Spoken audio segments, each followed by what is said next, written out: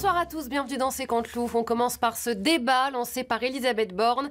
La ministre de l'Éducation songe à raccourcir les vacances scolaires d'été. Elisabeth Borne, bonsoir. Bonsoir. Vous aimez bien ma première mesure, les enfants? Ah bah non, ils vont pas aimer là.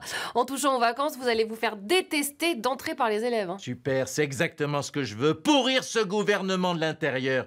Tu veux détricoter ma réforme des retraites, Bérou? Eh ben t'inquiète, on va détricoter. On voit ça et vous êtes aussi en train de détricoter les mesures de Gabriel Attal quand il était à l'éducation nationale, comme le brevet obligatoire si on veut passer en seconde. Oui, et pourquoi? Parce que si on n'est plus obligé d'avoir le brevet, ça laissera passer plus d'idiots en seconde et ça fera baisser le niveau de tout le monde.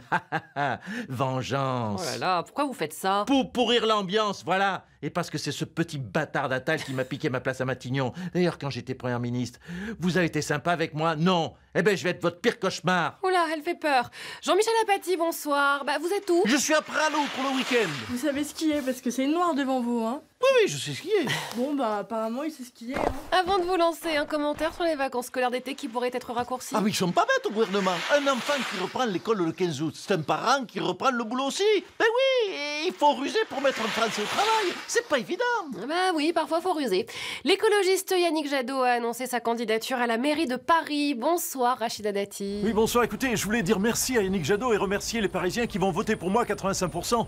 Bon, je vais chercher une bouteille à la pluie. Oui, t'as raison, slash, on a gagné. Ah d'accord. Dans votre tête, en fait, vous êtes déjà élu quoi. Ah, pas que dans ma tête. Jadot maire, franchement. Après 2 mandats d'Anne Hidalgo, vous imaginez que les Parisiens vont voter pour sa version avec testicules? On vient de se fader 10 ans de pistes cyclables, de potagers citoyens et d'embouteillages. Et on repartirait avec Jadot. Bah pourquoi pas? Non.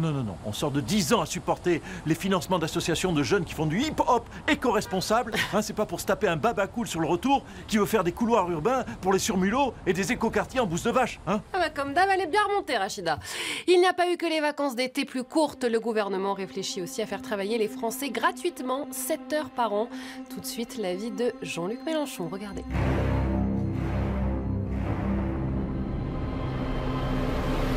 Jean-Luc Mélenchon, bonsoir. Alors pour faire rentrer de l'argent dans les caisses, le gouvernement réfléchit à faire travailler les Français 7 heures par an gratuitement. Mais c'est n'importe quoi. Sarkozy, lui au moins, quand il a inventé le travailler plus pour gagner plus, il y avait de la thune, hein, sorti. Là, le gouvernement, il nous sort travailler plus pour gagner quoi? Rien. Hein. Et en plus, là, vous voyez, ils me font dire du bien de Sarkozy, alors conneries. Vraiment, là, je les déteste. Hein.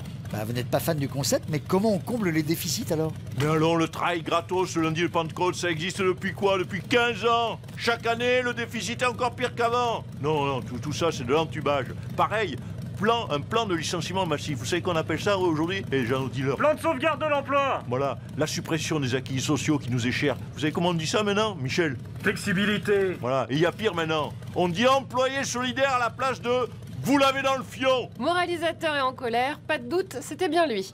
Pour faire le bilan de la semaine, Emmanuel Macron est notre invité ce soir. Alors, on n'est pas bien là?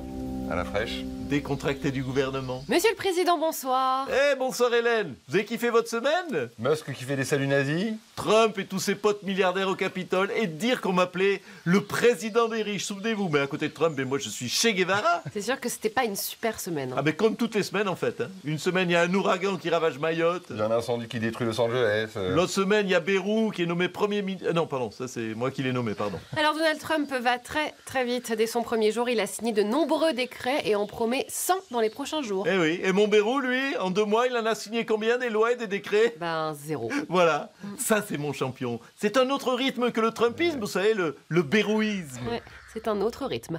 Alain Juppé, bonsoir. Coloscopie, mot compte triple. Vous qui êtes pro-européen, elle vous inquiète cette présidence de Donald Trump? Mais non, pour une raison toute simple. Il avait promis de mettre fin à la guerre en Ukraine en 2 jours, souvenez-vous. Eh ben ça y est, les 2 jours sont passés, il s'est passé quoi? Eh ben rien, walou, que dalle. Donc entre ce que dit Trump et ce que fait Trump, il y a...